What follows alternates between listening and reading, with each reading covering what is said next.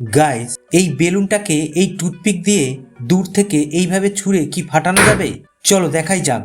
দেখো, এক্ষেত্রে আমি ইন্টারনেট থেকে শেখা এই টেকনিক ইউজ করব। দেখো, আঙুলের মধ্যে এইভাবে টুথপিক নিয়ে ছুটতে হবে। চটপট শুরু করলাম। দেখো, প্রথমবারে তো লাগলোই না, দ্বিতীয়বারেও লাগলো না, তৃতীয়বারেও কিছুই হলো না। মনে হয় এইভাবে টুথপিক দিয়ে বেলুনটাকে আমি ফাটাতে পারবো না। দেখি আরও চেষ্টা করি। অনেকবার ট্রাই করলাম কিন্তু কোনো কাজই হলো না। সব সময় বেলুনের পাশে লাগছে কিন্তু বেলুনটাকে ছুঁতে পারছে না। এখন তো টুথপিক দূরেই যাচ্ছে না, কাছেই পড়ছে। মনে হয় অনেকক্ষণ ট্রাই করতে হবে। চারিদিকে দেখো কত টুথপিক জমে গেল, কিন্তু কোনো কাজই হলো না। কোনো টুথপিক দিয়ে বেলুনটাকে ফাটাতেই পারলাম না।